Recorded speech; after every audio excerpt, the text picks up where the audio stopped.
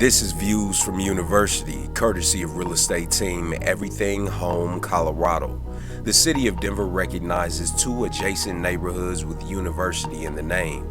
Those neighborhoods are University to the west of University Blvd and University Park, which sits east of University Boulevard. Both neighborhoods are old and beautiful and are primarily recognized by Denver University, which has buildings in both neighborhoods but sits primarily in the University neighborhood, which is also home to the world's first Chipotle.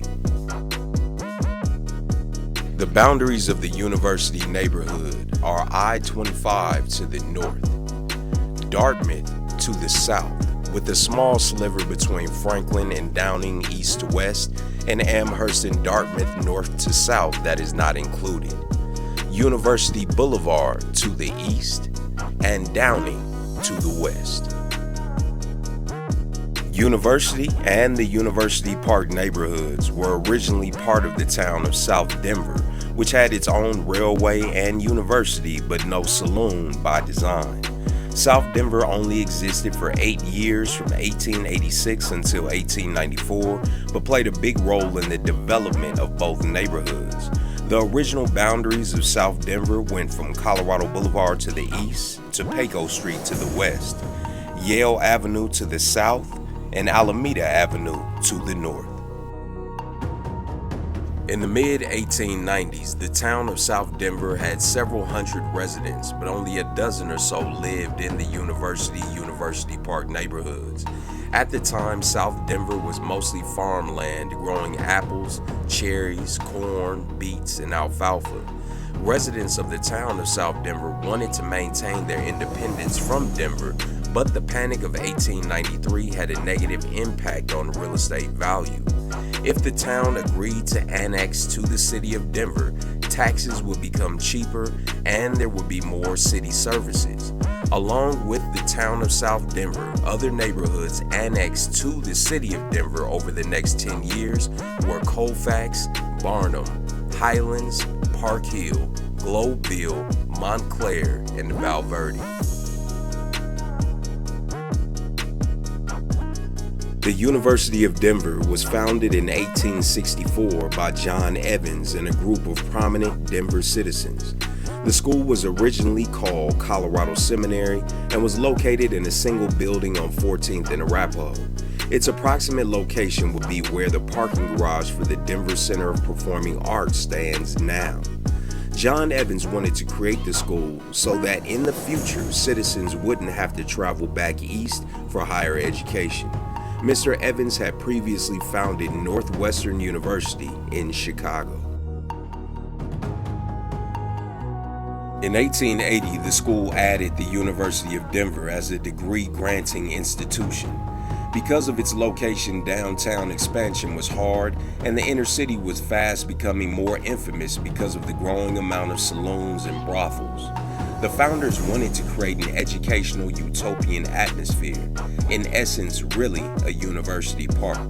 In 1886, the decision was made to move the school to a better setting, and the Board of Trustees considered several land offers, even including plots in the neighborhoods of Barnum and Swansea.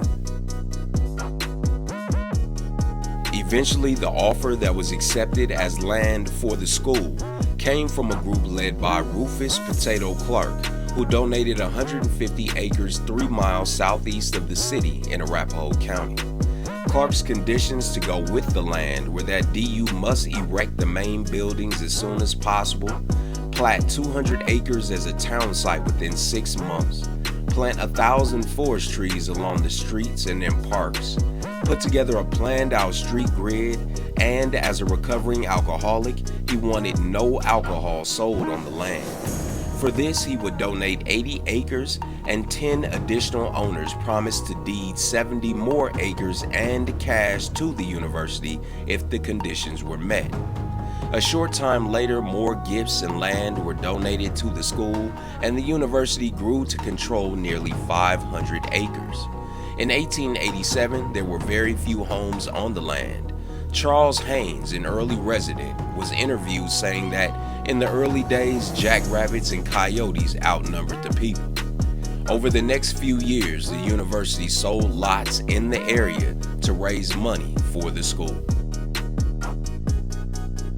Early marketing in the University and University Park neighborhoods required that strangers needed recommendations to apply for membership and purchase a lot, which were initially sold for $150. The area was described as having incomparable mountain views, distance from smelters, clean air, and no saloons. One of the reasons the area was chosen for the college was that the Denver and New Orleans Railroad went right through the area and could provide transportation to students and home buyers while also bringing in supplies without a long wagon haul. Because the University and University Park neighborhoods are some distance from the city of Denver, transportation, or rather rail transportation, is a must.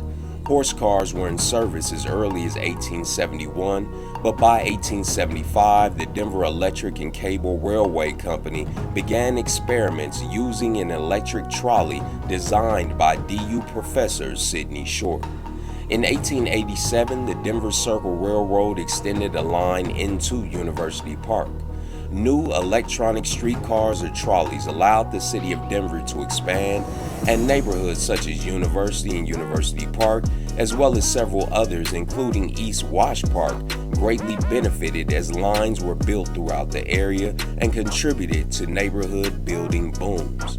Eventually, streetcar service came to an end in the 1950s due to a low number of riders brought about by increased automobile ownership. In 2006, the Denver Light Rail Station in University opened, bringing back the rails that were torn up in the 1940s and 50s and giving the neighborhood improved mobility and quick access to downtown Denver, as well as the entire Denver region. University is an amazing, active neighborhood, and DU serves as a perfect focal point, giving the neighborhood a cool, calm, intellectual atmosphere. There are plenty of small shops, stores, bars, and eateries in the neighborhood, providing a good amount of things to do and a great place to walk and enjoy the collegiate setting. Old trees, historic architecture, beautiful gardens, and more. The neighborhood is also home to DeBoer Park, which links to Harvard Gulch Trail and is a scenic place to jog or ride a bike. As for housing, University has a great mix of small homes fit for small families and students to large, high-end homes. Some are old and historic, but just like every other old Denver neighborhood, more modern mini mansions are going up everywhere. In different parts of University, you can find large ranch homes, framed post-World War II homes as in Chaffee Park, modern duplexes and single-family homes, small tutors, and more. This concludes Views from University. If you or anyone you know is interested in buying a home in the old neighborhood, please don't hesitate to reach out. And don't forget, not only will we guide and manage your real estate transaction from start to finish, but we take care of nearly all of our clients' relocation expenses professionally, free of charge. Thank you for joining me again today. We look forward to working with you.